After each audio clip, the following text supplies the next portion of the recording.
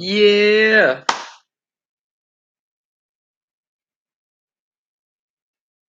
We'll shift this way a little bit. All right. Oh, it's a little bright. What's up? How you guys doing? Got some crazy stuff today, guys. Oh my god. The event was unreal. Um, how you guys doing today? It's a beautiful day here in Miami. I don't know if you can tell.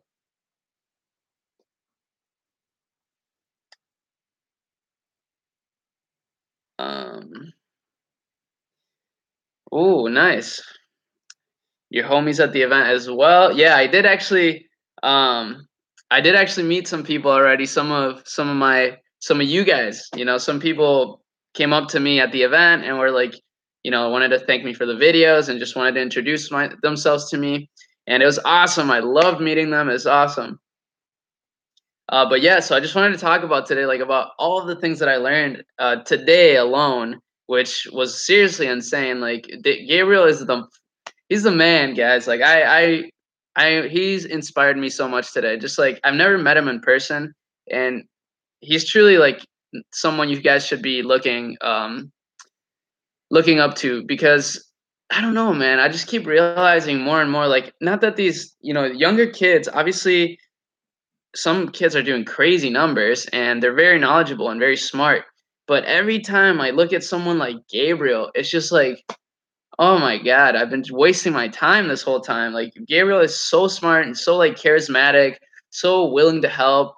But I mean, I don't know. If some of you guys are beginners, like he has courses and stuff, but everything is very expensive. But rightfully so. I mean, he's amazing. But okay, I'll answer some questions. Did Gabriel play the drums? Yeah, Gabriel played the drums. That was the intro. He brought out his band and they played like this huge venue. Well, the venue that we were at, but it was awesome. They're actually like really talented. I was very impressed. Gabriel Beltran.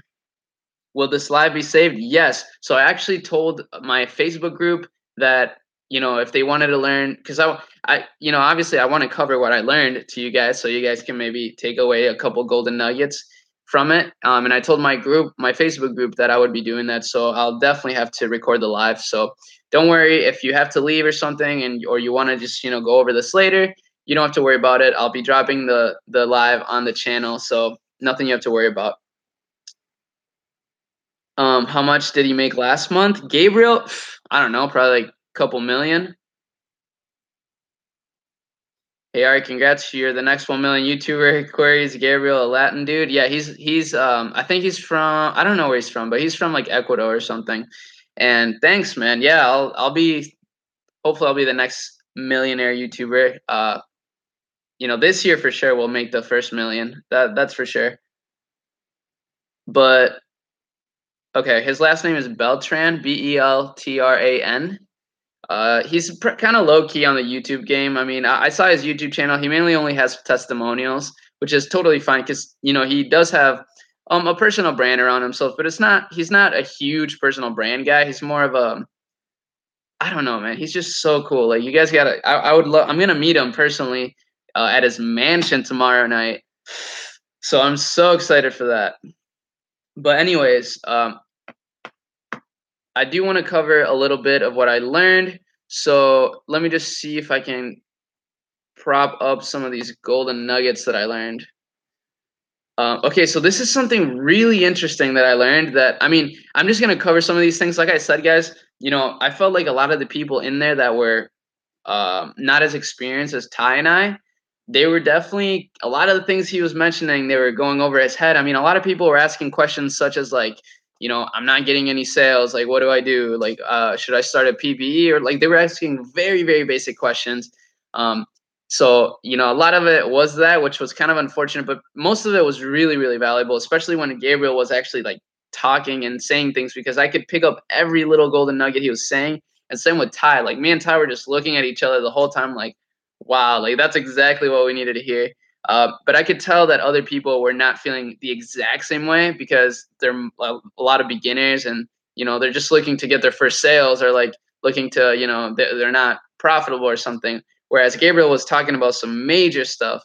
But one of the crazy things that he talked about is creating multiple ad accounts. This is something I've never done before. I mean, I do have multiple ad accounts, but he said in a business manager, I believe you can have up to 10, but you can contact a representative, a Facebook rep, that, and tell them, I want to run some social media marketing ad accounts for some of my clients, things like that. And he has one of his accounts, one of his actual accounts. He has 800 possible Facebook ad accounts that he can start. Because what he does is, say for some reason, because this is what happens sometimes. If you get a lot of negative feedback for some reason, a lot of negative reviews, things like that, what can happen is your ad account, your Facebook ad account will decrease in ranking, for Facebook, and the Facebook algorithm will start pushing low quality traffic to your ads. And obviously, nobody wants that. So the way to mitigate that is to actually create a new ad account. So he has multiple ad accounts, and what he does is he actually exports all the data from his campaign, not the data, just his whole campaigns, and just like pastes it on, or imports them into a new ad account. And obviously, the one thing that's a little unfortunate about that is that you have to get that you also, oh really, that's awesome, man.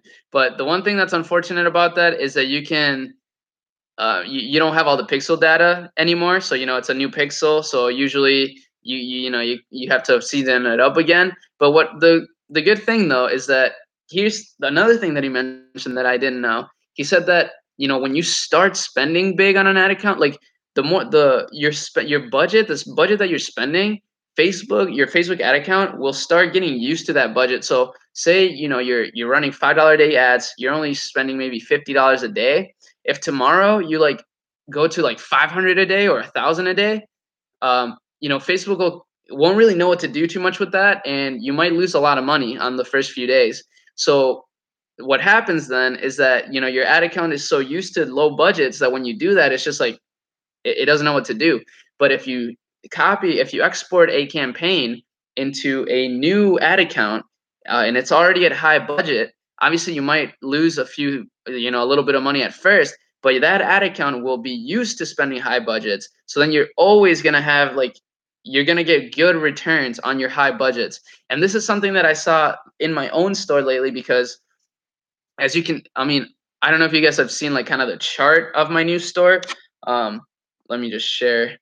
But this is or not my new store. This is my main store. And as you can see, we're doing 10K days every single day for the first like week of the month.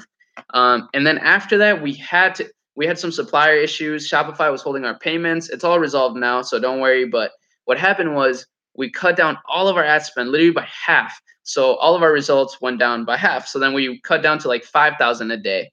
And what happened then is that we were only like at a 5,000 a day for a while, and then it was like 4K, 3K. Now it's like 2 to 3K a day. So it's like gotten really slow. And the main reason is because our ad account kind of got used to these budgets, whereas at the beginning of the month it was used to $10,000 a day, and like really high budgets. And he also said to scale really, really fast, which is for that same reason, so that your pixel can get and this is something that I don't necessarily do often. So, that's why it was like a really good golden nugget to me, because I like to scale really gradually, which I'm still going to continue to do. But I am going to keep in mind that, scaling a little faster might prove beneficial. But yes, that is a little riskier. You might lose a little more money. But me and Ty are in a position where, we can do it easily. Like we're doing really good numbers on our store, making a lot of money. So we can go ahead and test all of the things that he recommended. And I'm so excited for it. Like tomorrow, guys, I'm going to meet him. And I mean, I don't know if you can tell, but I'm like so excited about it. And it was so cool to get to meet like some of you guys. I mean, maybe you're watching this right now, but some of you guys came up to me, and it was really amazing, man. And then I wrote a whole bunch of stuff down. Like I wrote so much stuff down. So, I mean, this is a question. This is something that people asked, what's a good CPM for targeting worldwide, which is like what I like to do, and also for the US. And this was a good question because even though I don't really look at the CPM, Gabriel did kind of talk about it a little bit. So what he said is a good CPM for worldwide is anywhere from $2 to $6. And I mean, that's what you'll typically see. And I mean, like I said, I'm just sharing this with you, but don't make any like irrational decisions based on the CPM, because like the CPM is not entirely relevant. Uh, but yeah, so and then and in the US, the average CPM or a good CPM is anywhere below $12. Anything above $12 is a little expensive. Um, and yeah, that's just another thing I wrote down. Oh yeah, so with the scaling fast, so this is why don't like scaling fast. But like I said, I am gonna start scaling a little faster now, because we did for our main store, we were scaling very fast. So we got to like 5K to 10K a day. Um, 5K to 10K a day really quickly, and that was good. But then after that, we kind of just stayed gradual. And like in the past few weeks, for some reason, I've been thinking that maybe scaling slower is better, to guarantee profits. And the main reason why maybe that's not always the truth is because, well, here's the thing. So if you do scale fast, you will sacrifice ROAS. Your return on ad spend is going to be a lot lower, and he did stress that. He did mention that, and that's what I knew that, right? I knew that. That's why I wanted to scale gradually to maintain a high ROAS. But at the same time, it's almost impossible to really maintain. But if you're doing enough volume, and you have enough margins, more volume will equal more. Or I mean, a lower ROAS is fine. You can sacrifice a lower ROAS to make more money. Because if you spend 5,000 but you make 3,000, that's still pretty good. In profit, I'm talking about. Um, so even though that might not be a good ROAS, it's still good money. You know what I'm saying? Like, so that's what he said, and I thought it was like really, really good. He also said his ideal margins, which is kind of what I talk about, is like $30 margin. But you don't have to stick to that. I mean, not all my products are $30 margins. In fact, most of my products are between 15 and 20. But I am looking to start looking for more higher margin products. So I mean, that's obvious. The reason why is because then you can have more ad spend, and be more profitable throughout the lifetime of your campaigns, of course. And I'm sorry, guys. I know I will answer some questions. I just really want to cover some of this stuff. But yeah, $30, not 30%. So let's see. I do have more stuff here. Oh yeah, and here's another thing that he mentioned that I kind of knew as well, but I never really was able to put it into words. So sometimes, and this is, man, I just fucking love this guy, honestly. But anyways, he said that sometimes when you scale a campaign really fast, which is what he says to do, it won't work. And this is something that I've seen in my own campaigns. For Trend Cove, for example, I try to scale the route. I mean, right now, Trend Cove's almost at $600 for today. Like, it's doing amazing. But here's the thing: like a few days ago, or like last week, I